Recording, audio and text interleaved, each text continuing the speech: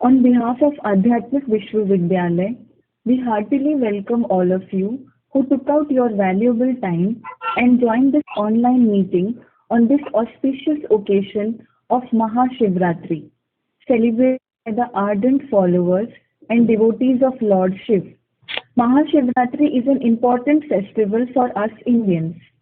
It is the festival of Lord Shiv. The festival of Mahashivratri is celebrated with great pomp on the Chaturdashi of Krishna Paksh of Magh Falgun, which is the last month according to the Vikram calendar, when Shivratri is celebrated on the last dark night of Krishna Paksh. Shivratri means the incarnation or birth of Lord Shiv on this earth, or the arrival of Lord Shiv to fulfill the wishes of the devotees. Now, the point worth considering here is why the word night is not associated with someone else's birth. Why only with Lord Shiv? Even if someone is born at night, his birth is addressed by the term birthday and not birth night. But the birth of Lord Shiv is called Shivratri, that is night of Shiv. Why so? If Shivratri is considered to be Lord Shiv's birthday, when was he born? How did it happen? And where did it happen? And what did Lord Shiv come and do for the people of this world? What did we attain? Because even in the world, when we celebrate the birthdays of great people on Tagore Jayanti, Gandhi Jayanti, Subhash Jayanti, etc., we know about them. We know that they did a great duty towards India or the world of inspiration in our lives today. And so it is with this happiness that our countrymen celebrate that day. So when we celebrate Shiv's birthday, that is Shivratri, every year, do we know how Shiv really is? Because to celebrate his birthday, we need accurate information about his biography. What is his name? In what form does he come? Which country does he come to? And what is the time of his arrival? What are the duties he performs after coming? All these things should be known accurately. So, do we know all these things about Lord Shiv correctly? Shiv is called Ashutosh, that is, the one who becomes happy immediately, Abdhardani. Then, why are such rigorous practices like Jagran, that is night vigil, and fasting done to please Shiv? Anyway, will everyone be able to follow such practices?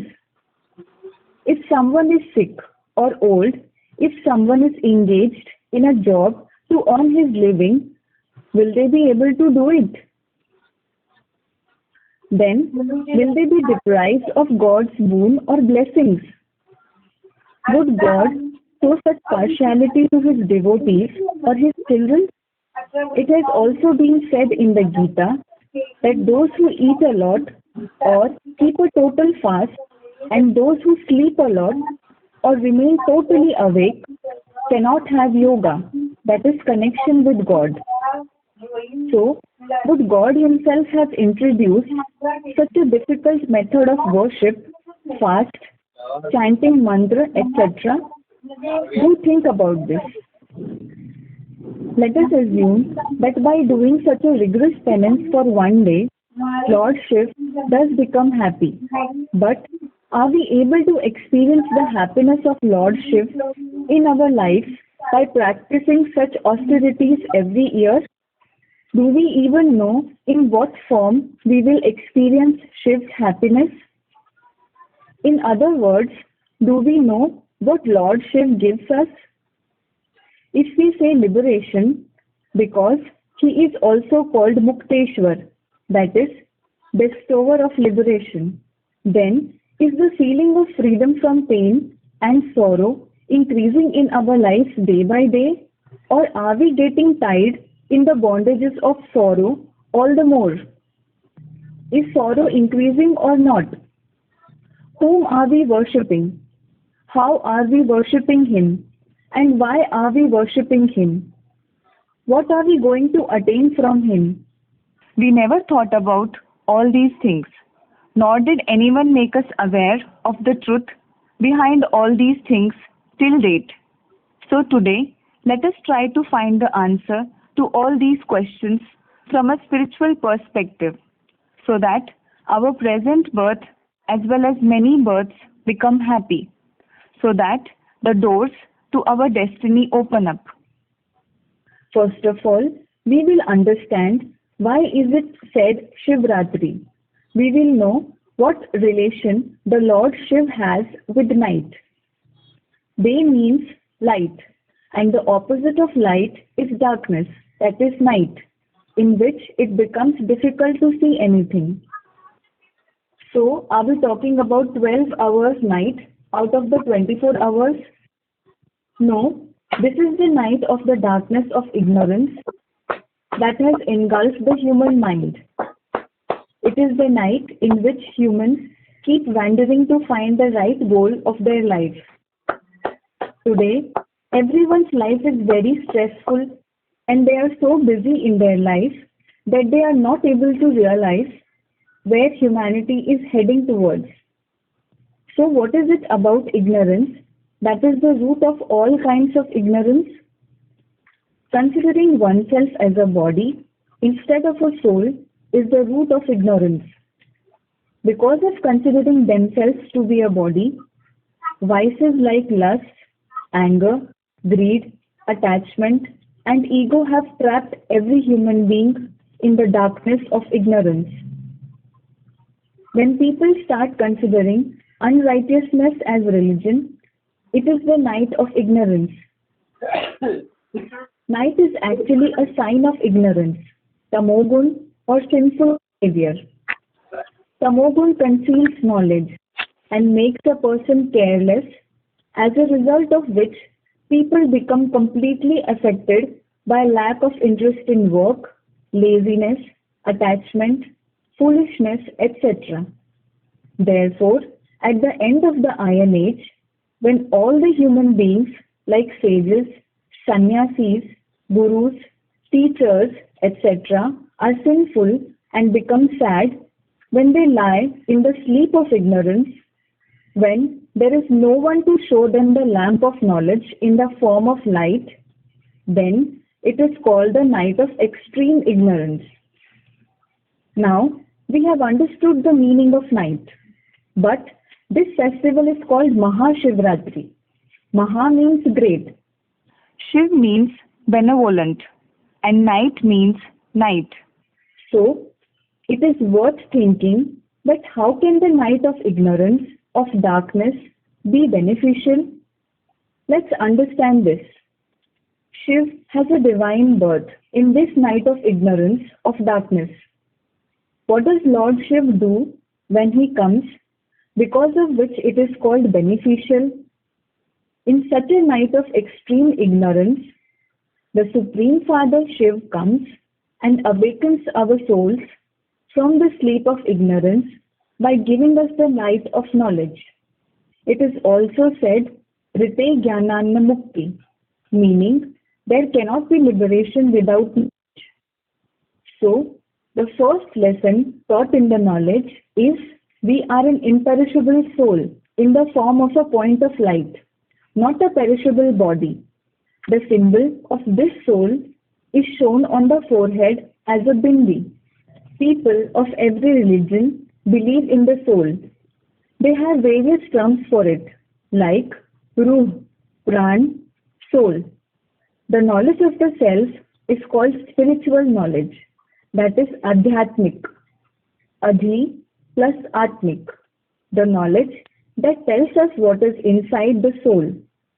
Even human beings have been analyzing about what is inside the body, but no one else except the Supreme Father, the point of light, incorporeal Shiv, the giver of the knowledge of the Gita, can tell about what is inside the soul. That is why it is said in the Gita, among all types of knowledges, I am the spiritual knowledge. Due to not being spiritual, human beings today have become materialistic, meaning They have forgotten the religion of the soul and have started considering themselves to be a body, due to which life has become full of fear. It is mentioned in the Gita, Swadharme Nidhanam Shreya Pardharmo Bhayavaha, meaning it is elevated to die in the form of leaving the body in the religion of our living soul. The religion of body conscious ones is extremely dangerous.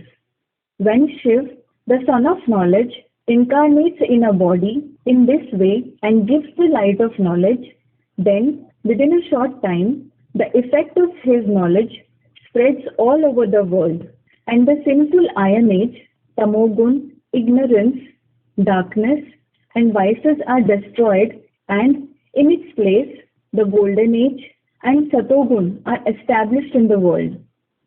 Through the knowledge of Rajyog, a man attains the status of Sri Narayan and a woman attains the status of Sri Lakshmi. That is why Shivratri is said to be as valuable as a diamond. It is also said, the sun of knowledge rises and the darkness of ignorance is destroyed. According to the statement, Yada Yada Hi Dharmasya of Gita, whenever there is an increase in the defamation of the religion and when there is rise of irreligiousness, it is then that I come. And it is also mentioned in Ramayana that whenever there is defamation of the religion and the pride of the demons and the irreligiousness increase, the Lord takes on a human body. Till now, we have understood the relation of Lord Shiv with night. Now, let us understand who Lord Shiv is and what his biography is. Before looking into the birth and the duty of Lord Shiv, do we really know the true identity of Lord Shiv? In reality, we don't know Shiv at all. Because if Shiv is one, why does he have two names, Shiv and Shankar? And why are there two forms, the ling form and the corporeal form, that is the form of Shankar? It is said Shivling, not Shankarling. It is said Shivratri, not Shankaratri. It is said Shiv Netra, not Shankar Netra. It is said Shiv Shankar and never Shankar Shiv. It is said Shivalay, never Shankaralay. It is said Shiv Puran. It is never said Shankar Puran. It is said Satyam Shivam Sundaram. But it is never said Satyam Shankaram Sundaram. It is always said Sada Shiv. It is never said Sada Shankar. It is said Om Namah Shivaya. It is never said Om Namah Shankarai. It is also said Kitna Meecha Kitna Pyara Shiv Bhola Bhagwan. That is, how sweet, how lovely and innocent God Shiv is. Shankar is rather called a spear, that is Bhala, and not innocent, that is Bhola. If at all, Shiv himself was Shankar, in whose remembrance is he sitting? Where the Shivling is kept in the middle in the temple, why is an idol of Shankar placed in the main place amidst the idols of the deities around the Shivling?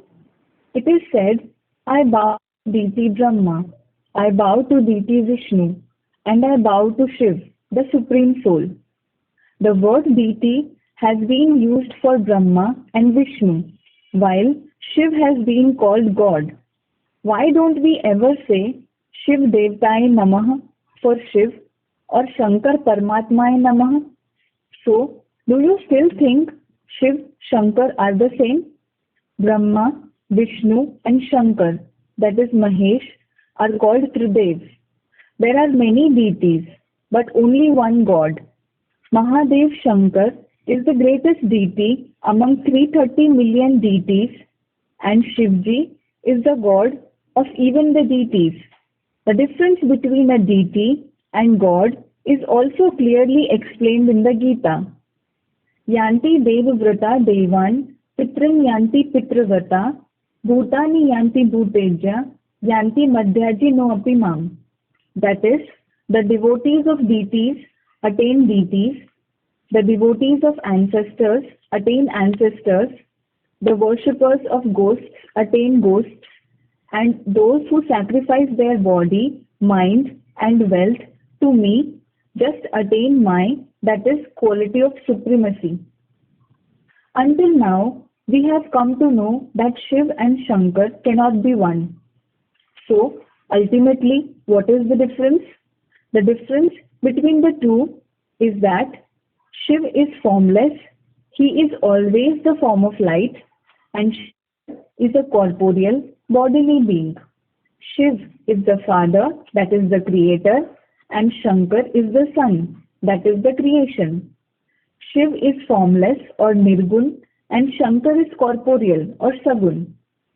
Shiv is the director of the play, and Shankar is the hero actor. The very meaning of Shiv is benevolent, and Shankar is the destroyer. Therefore, the name, form, and task of both of them are completely different. Let us understand this with an example.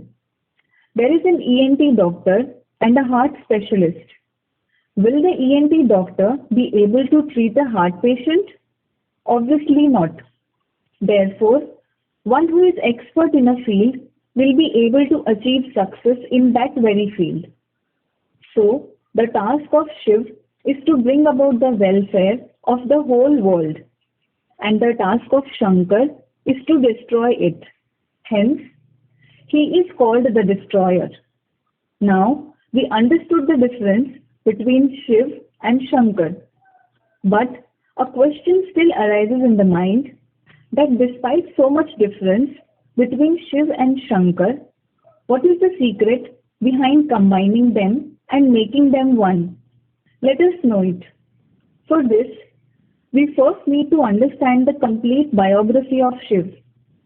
He is incorporeal, that is, an extremely subtle form of light, which is also mentioned in the Gita as Anor Anyansam, that is, something minute than even an atom. And Jyotisham Apitat Jyoti, that is, the brilliant one is even the light of heavenly bodies. In the ancient deity religion, the Jyotirling itself is the Yadgar of God in the form of a bodiless point of light. From the Vedas, Purans, and Upanishads till today, even in the temples, the same ling form, the bodiless God, is praised the most because that itself is his true form. He is called bodiless or incorporeal because compared to other living beings, he does not have any physical shape or form. The word God is translated as Supreme Personality. God is the Supreme Being, the highest of the high. No one is higher than him.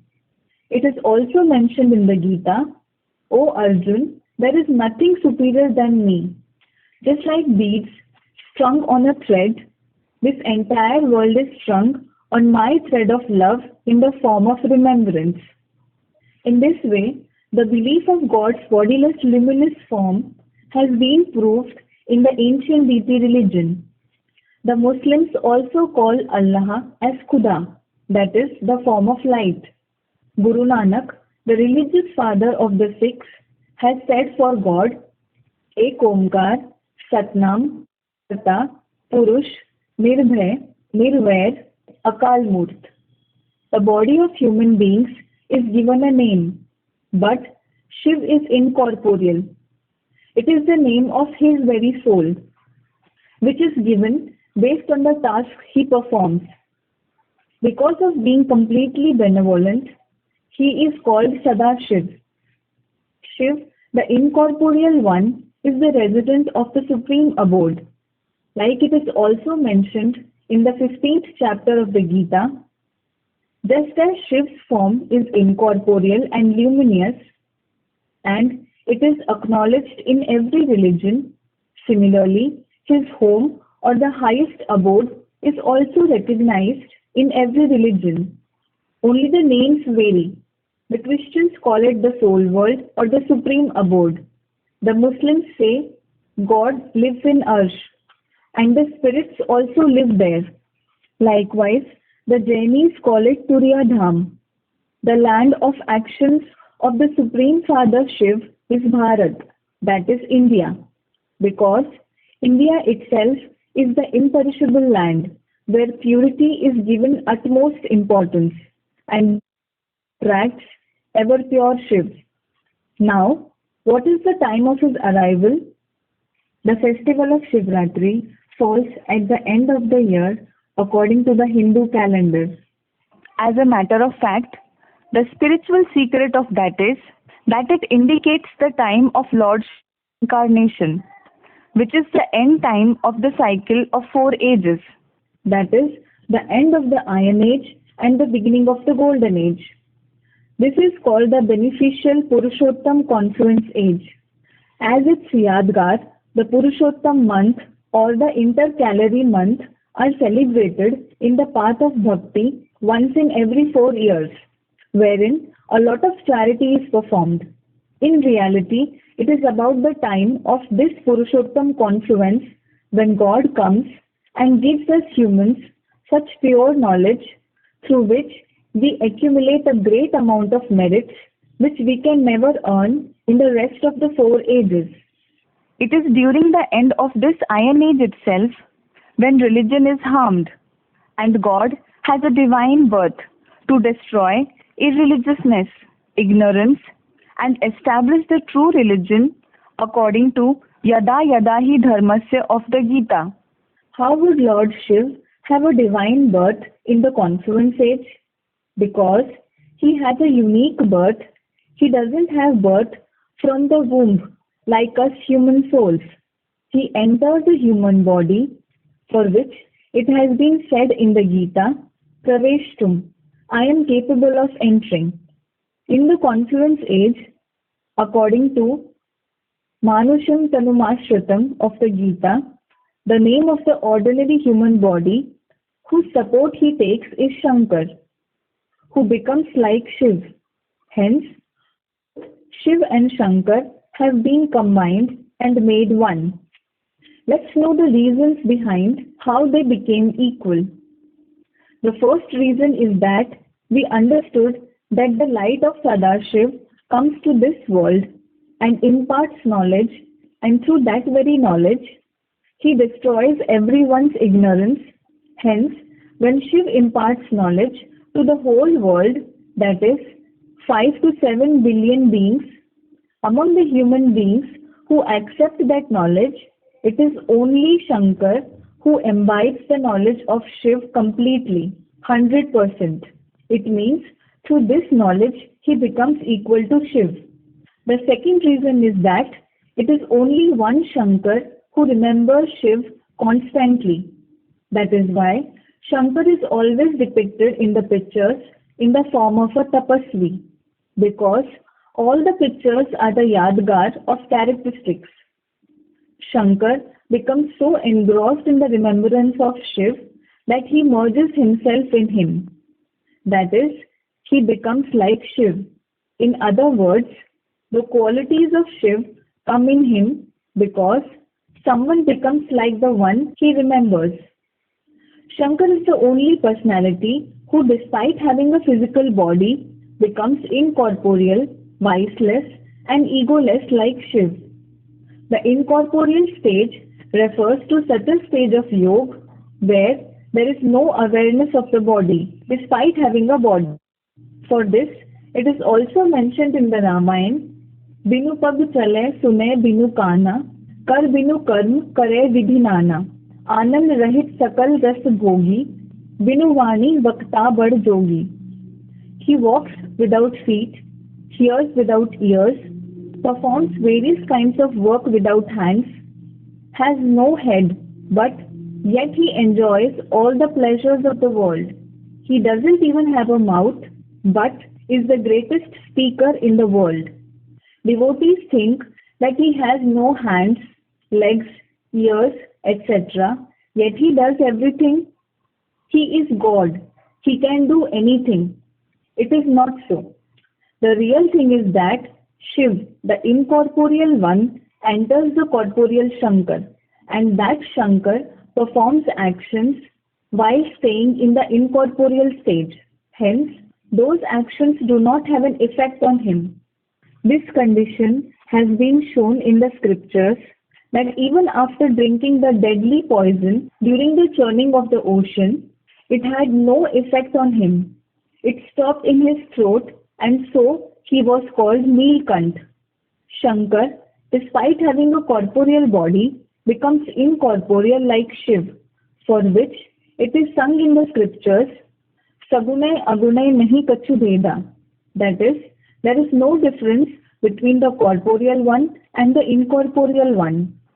And this corporeal, hence incorporeal form itself, has been called Avyakt Murti in the Gita. Therefore, in some of the pictures of Shankar in the path of bhakti, the incorporeal stage has been shown in such a way that Shankar's body is not shown. Only the Damru, the Trishul, the Kamlasan, etc. are visible. Mahadev, who is shown sitting in remembrance, is a Purusharthi, and when he becomes equal to Shiv by remembering him, the Yadgar of this complete form is Shivling, that is, the form equal to Shiv, which the devotees in the path of bhakti consider to be Shiv, that is, the form equal to Shiv. That is why, among all the three personalities, Shiv is revealed in the world only through Shankar. This is the reason that Shiv's name is associated with Shankar, and Shiv and Shankar are considered one and the same. Now, let us understand the description of Shankar's unique form. Shankar means a combination, such a personality who has placed the moon on his forehead.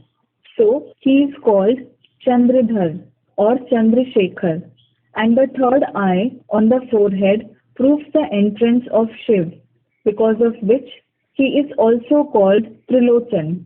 No one in the world knows this secret, which Shiv explains by entering Shankar at the present time. The picture of Shankar shown looks different from the others. Why is it so? Will there be any of such personality who has mated hair, a trident, snakes entwined around him, who resides on Kailash, or smears ashes on his body? They too have a meaning, because everything that has been illustrated definitely has a meaning. Now, let us understand that too. Trishul. A Trishul is shown in the hand of Shankar. And Shul means a thorn or the arrow in the form of knowledge. One is the arrow of knowledge of Brahma, the second is the arrow of knowledge of Vishnu, and the third is the arrow of knowledge of Shankar. That is, the one who always remembers the knowledge of the Tridev in his intellect. Damru. Damru is shown in Shankar's hand. It strikes on both the sides. That is, he imparts such knowledge that the demons as well as the deities are satisfied with it. He is impartial and not one-sided, due to which humans, deities and demons, everyone believes in Mahadev. Ganga. Ganga was shown coming out from Shankar's head. In his hair locks, the form of a girl has been shown. There is such a girl or maiden in reality, the living Ganga. Ganga is considered the purifier of the sinful, but only the dirt of the body can be washed away with physical water. Dirt of the mind be washed away. It is said in the Gita that the sins of the soul can be washed away only through knowledge and yoga. When the living Ganga narrates knowledge, human beings are uplifted. That is why Ganga is called the purifier of the sinful. In reality, it is not about snake. It is shown that snakes are entwined around Shankar. Is that really possible? Because everyone is afraid of snakes.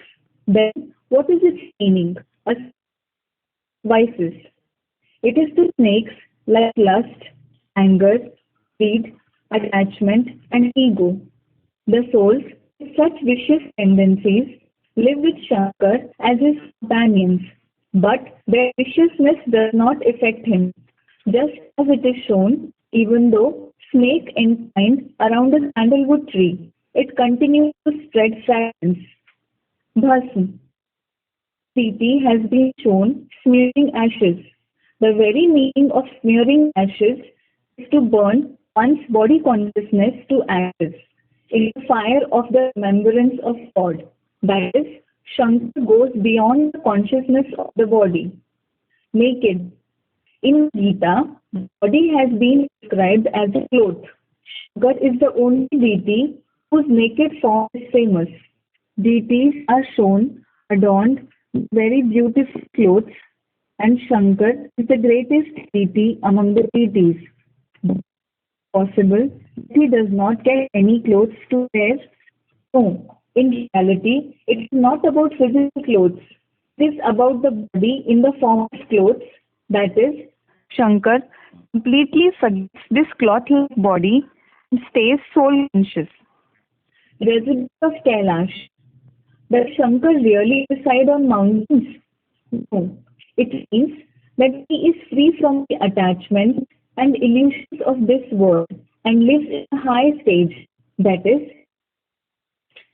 a picture is the yadgar of the characteristics. There are no such people in reality. The artist has shown the virtues and duties of that actor in this way. Now, the question is, we have understood that Shiv does not mention any strict norms like night vigil, fasting, etc. Then what is its secret?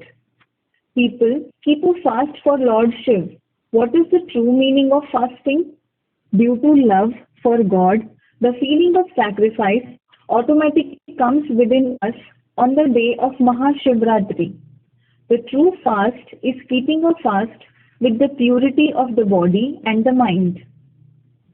To make a determination to give up weaknesses and remain free from the five vices.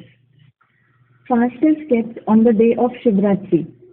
Fasting is not about giving up the physical food of the body, but it is about giving up the thoughts, which are the food of the soul. It is giving up the impure thoughts of the mind and concentrating the mind only on God.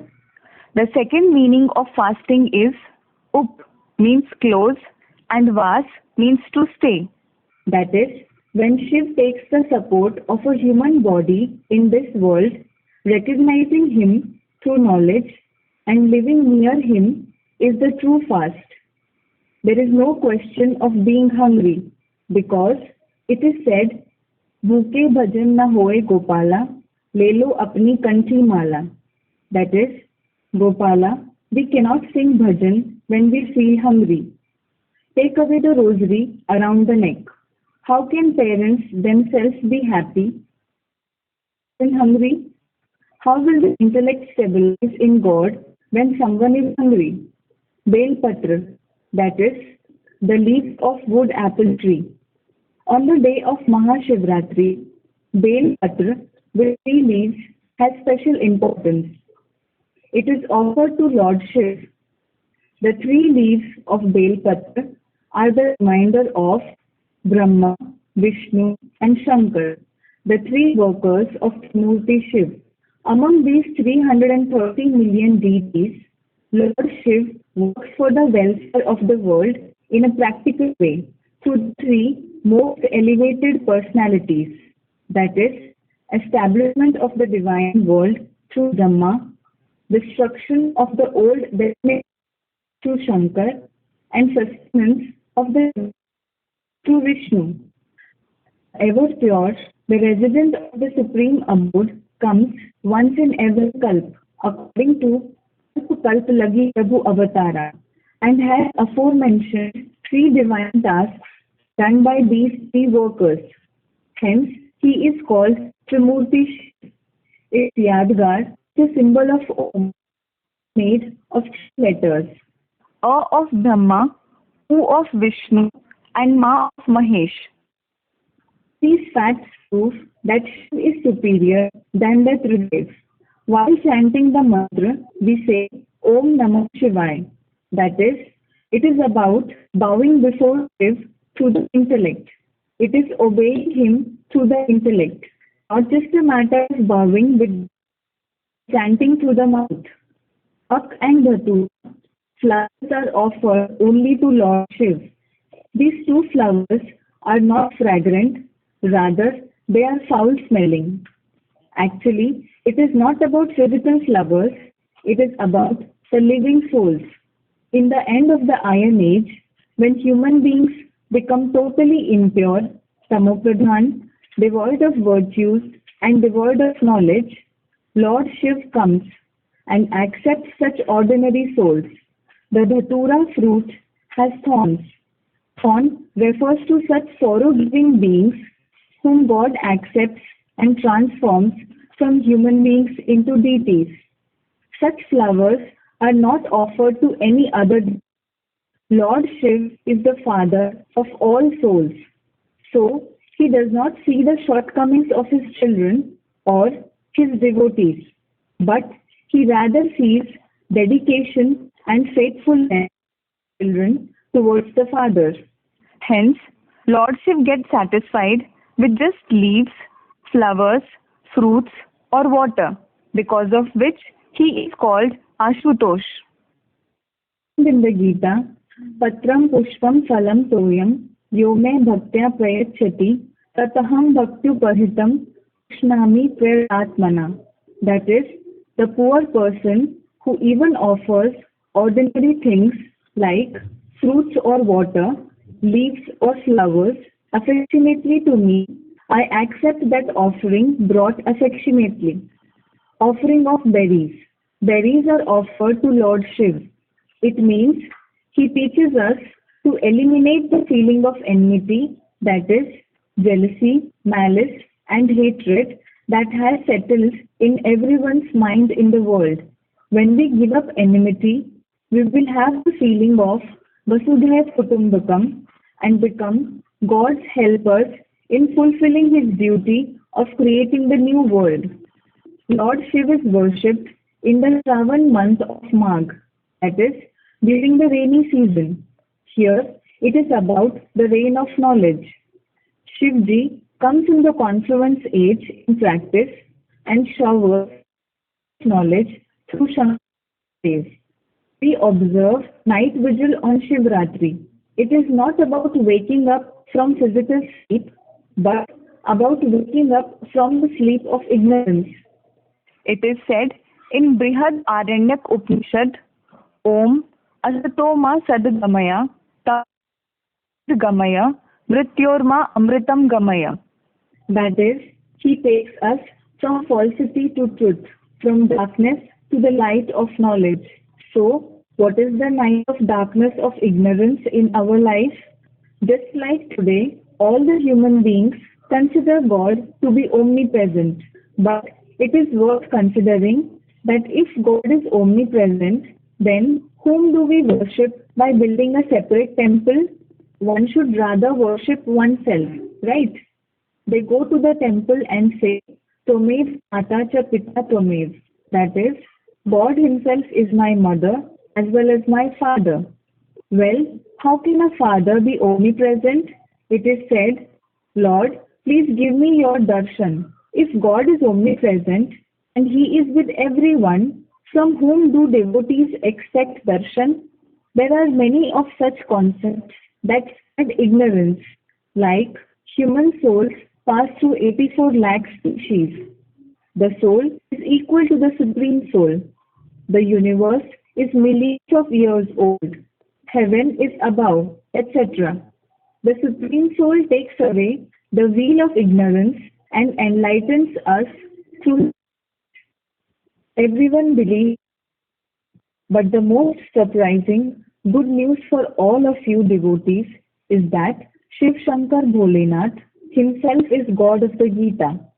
He himself is accepted by all knowing, supreme, paramount, all powerful. In the Gita, the original form of God is described as incorporeal, which applies only to Shiv. Incorporeal Shiv takes divine birth through a human body to uplift the world, and the corporeal body belongs only to Shankar. The chanting of the 108 names of God is highly glorified. Many temples have been built with these very names. But do we know what these names mean? Actually, a name is given on the basis of the task. So, certainly God has performed many of such tasks on the basis of which he has been given many names. And it is on the basis of those names that many temples have been built. Today, we shall understand the meaning of some of those names on the basis of the Gita. Whichever temple has been found on the names of God belong only to Shiv Shankar Bholenath. For example, it has been mentioned in the Gita that God is medicine as well as a Vaidya, that is doctor, that is the one who frees the soul from the diseases of vices by providing medicines in the form of knowledge. The Vaidyanath temple, which belongs to Shiva, has been built in the memory of this very Vaidya. In the Gita, God has been called Vishveshwar, that is, the one who controls the entire world, that is, the master or lord of the world, in whose memory the Vishwanath temple is built, which is also dedicated to Shiv Shankar. In the Gita, God has been called Omkar, in whose memory the Omkareshwar Jyotirling temple of Shiv Shankar is built. In the Gita, God has been called Adidev, that is, the beginning of everyone or the origin of the creation, in whose memory the Adishwar temple is also of Shiv Shankar himself. Just as a tree starts from a seed, similarly, the seed of this tree-like human creation is also called Adidev. That is why God has been called the seed in the Gita. The most unique thing is that in the Gita, it is said for God that he frees everyone from sins, due to which the title of Papkateshwar has been given only to Shiv Shankar. And in his memory, the Mukteshwar temple is also built for Shiv Shankar.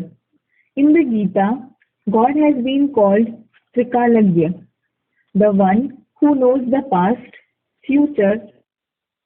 It means he is Trinetri, who knows all three aspects of time. In the memory of this, the Triambakeshwar temple is also built for Shiv Shankar. God has said in the Gita, I am Kal, that is death, in whose memory the Mahakaleshwar temple of Shiv Shankar is built. Mahadev himself is Mahakal, the death of deaths, who frees us from the clutches of death. He is also called Amarnath, and because of his victory over death, he is also called Mrityunjay. Therefore, only one who is free from death can give the blessings of immortality to others. Moreover, to overcome death, the Mahamrityunjay mantra is chanted only for Mahadev. This impossible task cannot be made possible by anyone else. In the Gita, God himself is described as the mother and father. So, the combined form of the mother and father, the temple of Ardhanarishwar, is also built for Shiv Shankar himself. As the parents of the world, it is sung only for him. Jagatam Pitaram Vande Parvati Parmeshwaro. That is, I bow to the Father of the world, the Lord of Parvati. It has been said in the Gita, God takes us across the world of death, that is, he is the one who delivers us. In the Menu, the Taraknath temple is also built for Shiv Shankar. All of us are trapped in this ocean of the world. We perform his tapasya to cross it. It is also said, take my boat across. So, at present, it is about taking the support of that light of Sadashiv who enters the body of Shankar and works through him. for which it is said in the scriptures, whoever takes the support of the boat-like body of Shankar goes across. The rest of the world gets drowned. It is also said for this very body in the form of ship, the Chandrakant Vedant ship. It has been said in the Gita that God is death, that is, He is the destroyer. In His memory, the Pralayamkareshwar temple of Shiv Shankar is built. He was named Rudra on the basis of his fearsome task of destruction, that is, the destruction of evildoers. In the memory of this, the Rudreshwar temple of Shiv Shankar is also built. In the Gita, it is also said for God Arisudan, Madhusudan. Madhu means sweetness and Sudan means slayer. Similarly, Ari means enemy. Sudan means one who kills. In the Gita, the vice of lust has been described as the biggest enemy of lust. Itself is the enemy in the form of a demon with sweetness of honey.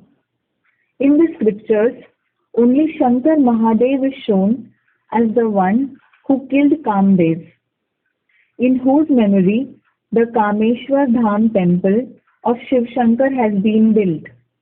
In the Gita, God has been called Adibhut, the controller of Bhut, that is, living beings, and also the Lord of Bhut, that is, Bhuteshwar. Shankar alone is said to be Bhutnath, That is, the controller of ghosts and spirits. in whose memory the Bhuteshwar Nath temple is also built. It is said in the Gita that only those who remember God in their last moments attain Him.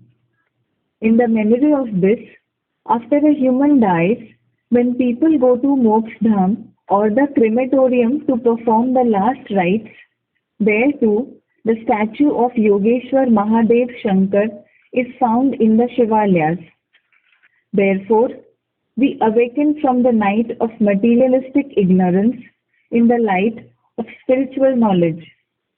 It is in the memory of this that a night vigil is observed, and today, by knowing the true meaning of these facts, we are making the true vigil of Shivratri meaningful. Now, let us understand what we attain by recognizing Lord Shiv. It is said, pearls without seeking. You do not even get alms when you go about seeking something. For if someone suddenly wins a lottery worth crores of rupees, how happy they feel. Similarly, this is also a divine lottery which you are getting even without asking. Just like any lottery has a fixed time after which we cannot take advantage of it. Similarly, this divine lottery also becomes fruitful only if it is accepted on time, because a lottery gives a significant benefit in a very short time and without any hard work. As a result of the devotion to Lord Shiv that we have been doing for years, today we have received the complete introduction of Lord Shiv along with the secret of Shivratri and the true vigil, fast, etc. Through this, we can meet Lord Shiv, who has come in this world, and celebrate the real Shivratri. We can also take advantage of the innumerable benefits that we receive from Him. It is also said, when God gives something, He gives it in abundance. God is called the giver of happiness, the liberator. But in the 5th chapter of the Gita, God has said He doesn't give sorrow or happiness to anyone. That is, He does not give happiness and Himself, but shows the path of happiness and salvation through the knowledge of deeds.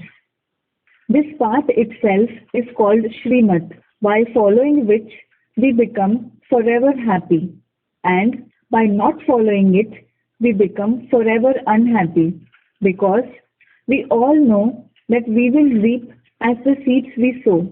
That is why it is said, the fruit of karma. This means whatever happiness or sorrow we are receiving is the result of our good or bad deeds. That is why it is said in the Gita, the souls are our own friends and enemy. This is why it is very important for us to know the knowledge of the dynamics of actions told by God. Peace is achieved only through knowledge, for which it is written in the Gita, Jnanam labdhva param shantim.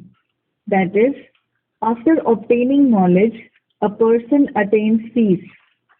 This knowledge is the grace of God, for which we have been praying to God for many births. The most important time to attain the knowledge in the form of that grace has come now. It is a result of our own virtuous deeds. It is said, for this very time, your destiny is in your hands. If we recognize God and worship Him truly, He frees us from all the worries of life and takes upon Himself the responsibility of making us attain the unattained and also protecting that attained, for which it is said in the Gita, Yogakshemam Vahamiham, meaning, I carry the burden of making you attain the things that you haven't attained and also their protection. For such a safe life under the protection of God, they say, no one can kill whom God protects. Not a hair on his head can be harmed, even if the world turns into his enemy. If you recognize God and adopt this easy Rajyog and knowledge given by Him in your life, you will be free from the great horrors of destruction, for which it is said in the Gita, you shall not be distressed even at the time of the doomsday. God has given this guarantee, which has also been mentioned in the Gita, Pralaye na vyathanti cha, meaning they cannot become distressed in the great destruction. Now we are delivering this good news to all of you that Lord Shiv Himself has incarnated on this earth in an ordinary human body and is creating a new world in the form of a pleasant heaven. And at the same time, the old Iron Age world, which is sorrow-giving, is also being destroyed. This work of God has been going on since 1936. This great task of transformation of hell into heaven, which no great or religious soul has been able to do till now, is made possible by Lord Shiv.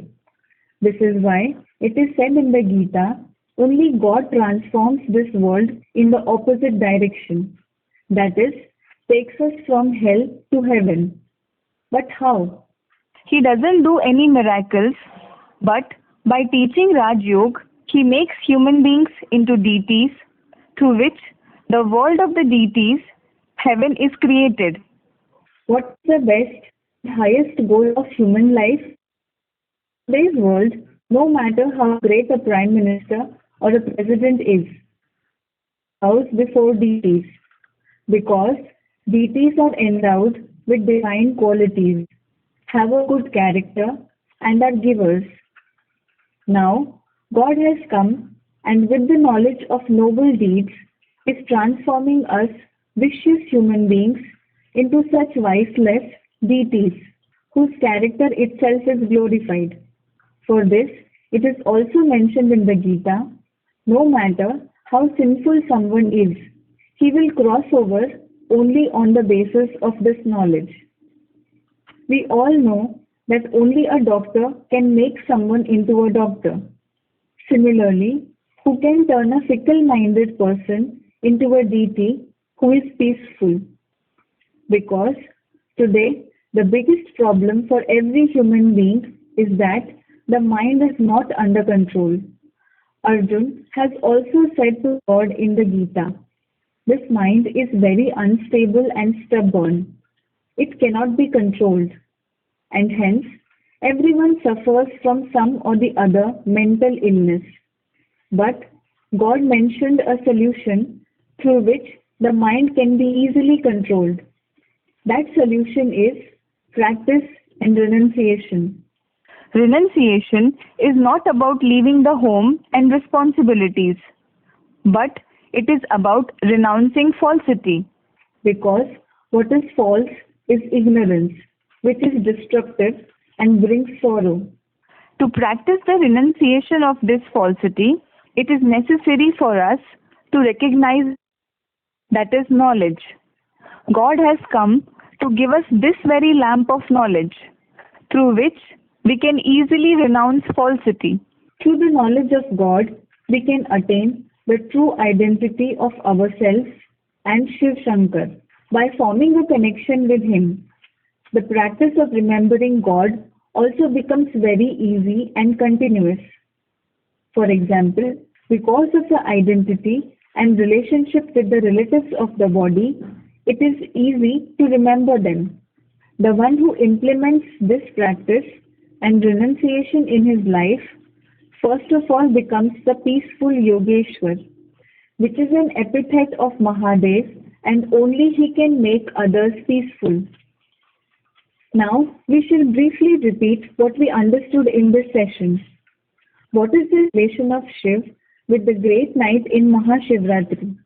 We understood that night means the night of ignorance and darkness of the end of the Iron Age in which Lord Shiv comes. We also understood that Shiv and Shankar are not one, but two different souls, between whom Shiv, the form of light, resides in the incorporeal supreme abode, and Shankar is an ordinary human being with a corporeal body. We understood that despite the difference between Shiv and Shankar, why were they united? Because Shankar, despite being an ordinary human being, makes such effort of knowledge and yoga that he becomes incorporeal and viceless like Shiv. Therefore, Shiv enters that Shankar and has a divine birth and becomes visible in the world through Shankar's body. Hence, Shiv and Shankar have been merged and made one. We also understood the true meaning of fasting and night vigil. Fasting is not a matter of consuming physical food or drinks, but it actually means not adopting impure thoughts. Night vigil is not a matter of staying awake, but waking up from the sleep of ignorance. The names, based on the duties of God mentioned in the Gita, and all the temples built on the basis of those names are only Shiv Shankars and not Krishna's. We understood this as well. On this auspicious occasion of Shiv's birth, God comes and gives us such inexhaustible treasure of knowledge, through which we can experience every kind of attainment and a secure life for many births. By teaching us this knowledge, Lord Shiv is making humans into deities and is destroying the Iron Age hell and establishing the Golden Age heaven through the Adhyatmic Vishwavidyalaya. The sacred fruit of the worship of Lord Shiv, done with faith, reverence, and belief that all the online listeners have received today, is the complete information about Lord Shiv, along with some new points. Because if faith and belief do not find the right path, it turns into blind faith and superstition. And as a result, even after doing devotion, restlessness in life and emptiness in the mind does not go away. So today, after listening to these new concepts, some questions might have come up in your mind. To resolve them, you can email us. Our email ID is a1spiritual1@gmail.com, or you can also contact us via phone. Our phone number is 9891370007, or you can also visit one of the branches of the Atmik Vishwavidyalaya. We request all of you to kindly express your opinion. In the end, All we want to say is that we have been praying since childhood. O God, the giver of bliss, please give us knowledge. Take us under your shelter. May we become virtuous, celibate, protectors of religion, and brave. So, will we just keep praying to God or will this prayer ever be heard? It will definitely be heard. So, at present, to fulfill our prayers, God has come to this world and is making all of us virtuous deities by giving us the lamp of knowledge through Mahadev Shankar. Therefore, do not let this real, unimaginable golden opportunity slip out of your hands. Do take out some time for the upliftment of your soul because if not now, then never. The final decision is up to you. Om Shanti.